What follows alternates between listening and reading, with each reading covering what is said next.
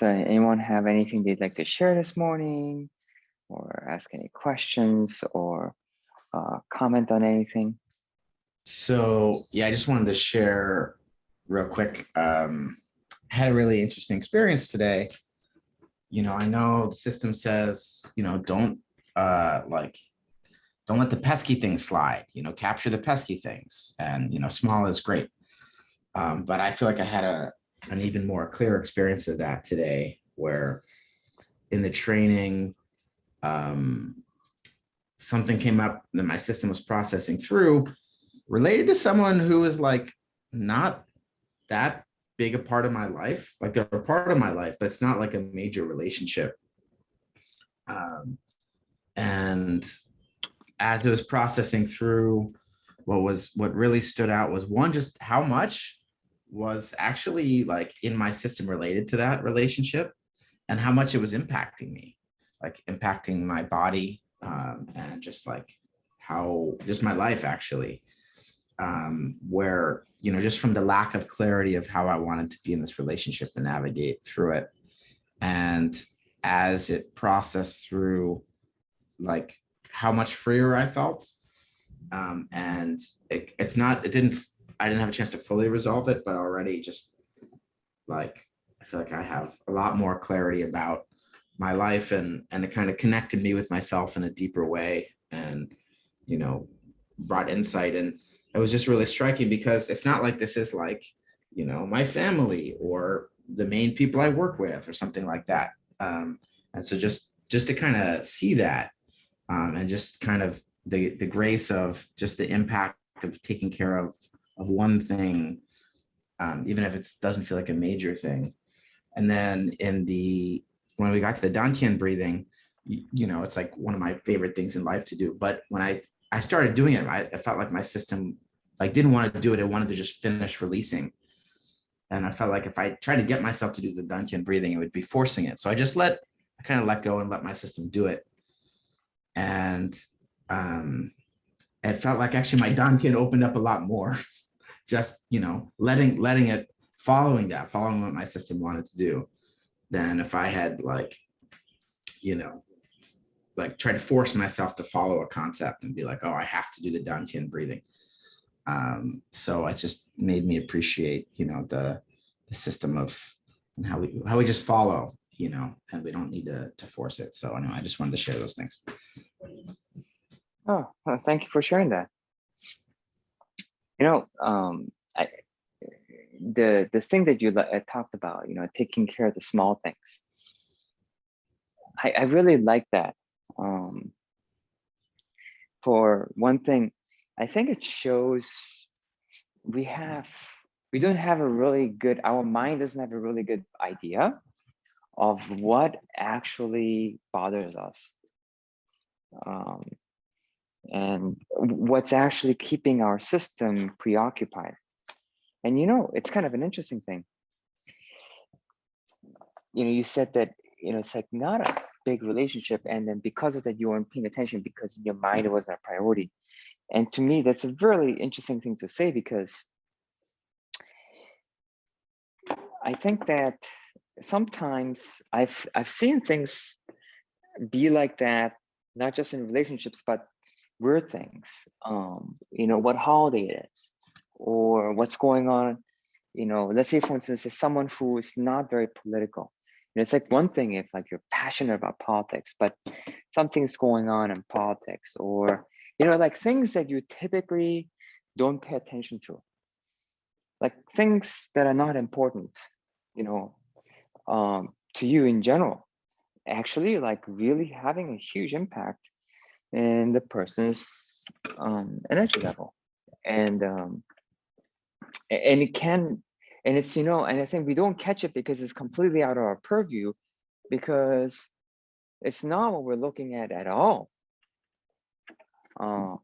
And because it's not important to us in general, we ignore it. And because we ignore it, we don't realize that it's actually turning into a bigger issue than we realized. It's kind of like a small leak, in a boat. And because the leak's so small, you don't even know it's there. And then you're in your boat, and all of a sudden you realize it's getting wet, and like it's like, oh, how did that happen? And you never noticed it because it wasn't a big hole. And so I feel that's one of the reasons why, taking care of these smaller leakages, plugging the small leakages is such a great wisdom, because we don't realize the impact it has on us over time. And I think this is one of the reasons why it's such a wisdom to kind of look at where our attention, not where we consciously look at things, but where our attention guides us, because it guides us to what needs to be looked at. And these accumulate, and I think here's where the real wisdom is. The small things, they're very difficult to notice. And so we don't even know that they're there, right? And so it's not like the system says that you should go after them, because that would be such a harrowing thing. That would be so, like, if you had to go after all the leakages that's in your system, what a job, right? It's like you'd have no time to do anything but. Yeah, that sounds super stressful. Yeah, it's like super stressful, right? But what if, when something accumulates enough where it catches your attention, and then you just bring awareness to that, and then you just kind of follow the accumulation until you can see where it leaked. And so you let the accumulation help you to see where the leak is. And apparently it was time for you to plug that leak. And so the good news is that it doesn't say go after all the things, but it does say that, hey, if one of your blockages or leakages created a dam, or enough of an accumulation, then it's time to look at it. And then while you're at it, plug the hole. Because you have an opportunity to plug the hole, because otherwise it's gonna accumulate again. And I feel like that's where the wisdom is. It's not an either or where you have to plug every single small hole there is. That would be crazy making. But it has the wisdom to say, hey, if there's an accumulation, might as well plug the hole, because the awareness is there. And that's where I feel like it becomes really powerful. And so I kind of just want to just bring attention to that. And of course your dantian breathing is going to be better after that. The very thing that was leaking, or that was preventing you from having a deeper relaxation, because it was not a big enough leak, or a big enough hole, a big enough issue, because it accumulated to be a bigger issue, you sealed it, so your body is more relaxed. And so of course you're going to be able to have a more relaxed dantian breathing, because you took care of something at a more fundamental basis, right? And so I think that's where these things become really cool, because, and then it gives us greater wisdom to kind of look at how important big and small things all are. The big things are only big things because small things accumulated to become big things. And then, we start, how should I say, going about life with more wisdom, because we have the wisdom that there are no small things.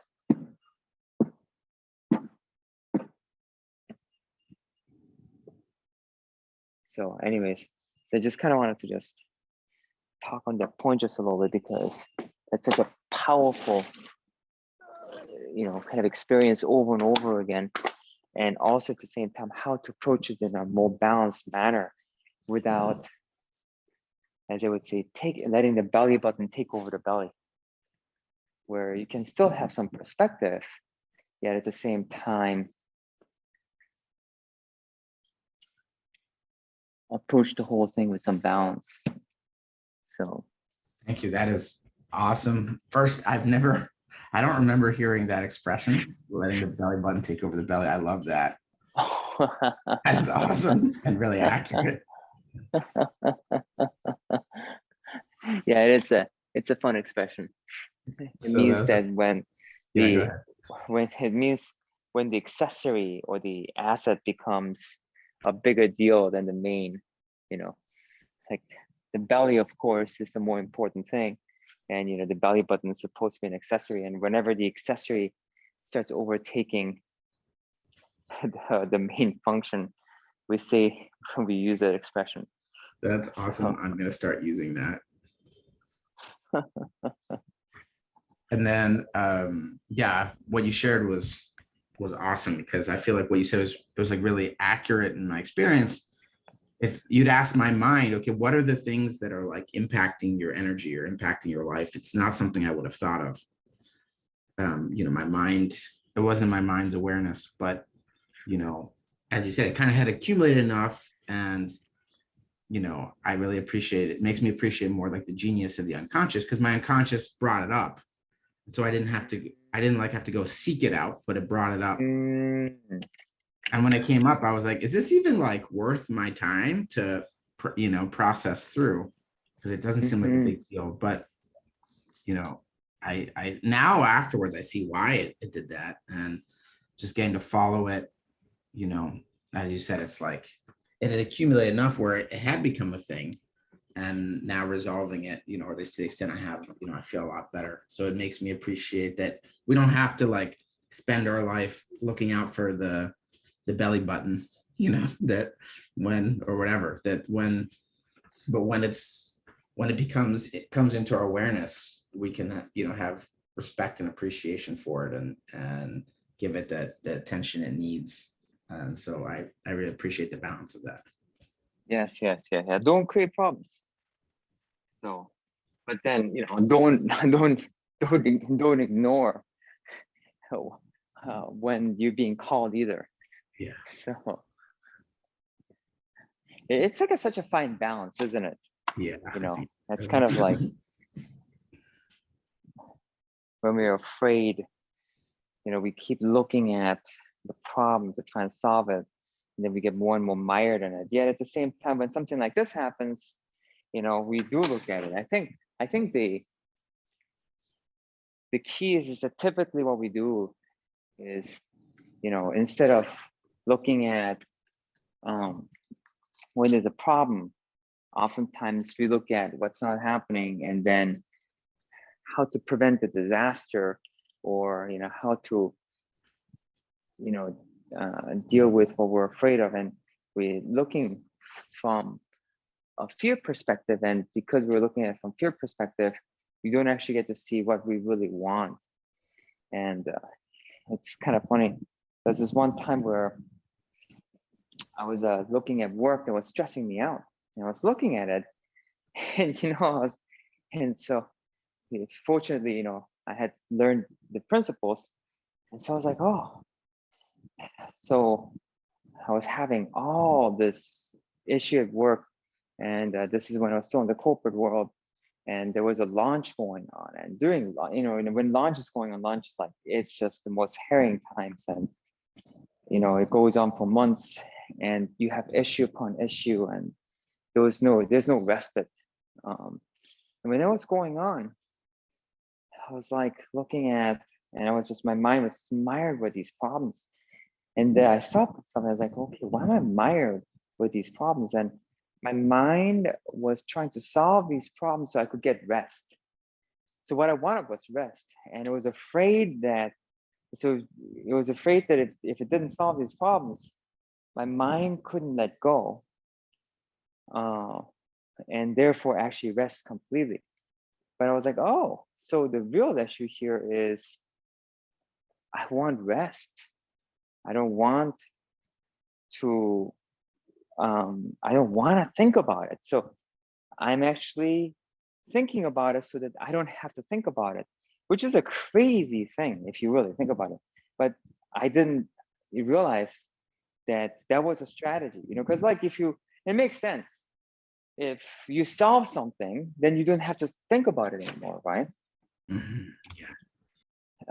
And so, but once I realized what I really wanted, which was rest, I asked a new question. Okay, so the reason I was doing this was because I didn't want to think about it anymore. And so why am I thinking about it? Because it's not closed out and I don't know what the next step is. So what I did was, in order to not think about it, I actually just kind of wrote down what the open issues were.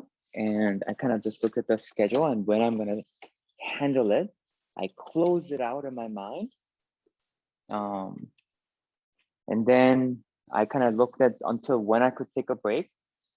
And then after that, I looked at until when I can take a break safely. And then I could let go because everything was closed out. And, what I wanted and the solution I was looking for was completely different than the problem I was trying to solve.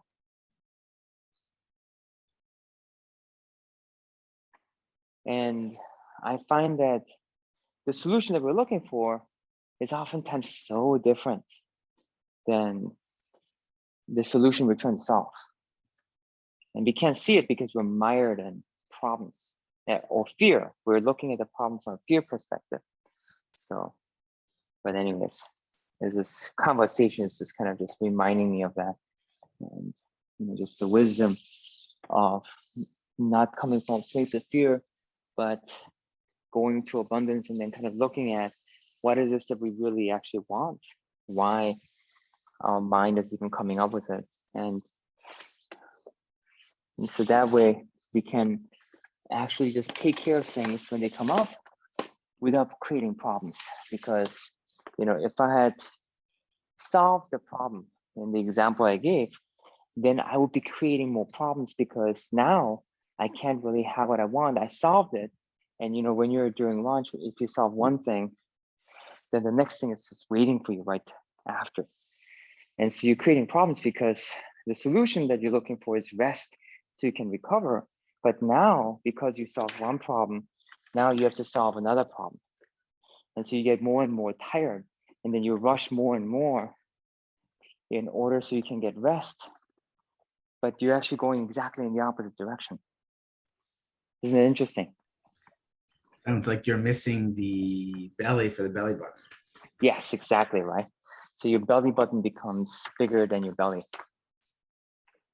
So very good. Thank you so much, Master Kim. That was awesome. You're welcome. Okay, anyone else have anything else I'd like to share, comment on, or ask any questions?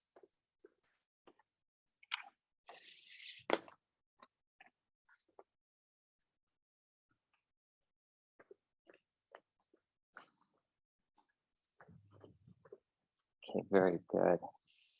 Okay, well, you'll have a great day of cultivation and don't let your belly button get bigger than your belly.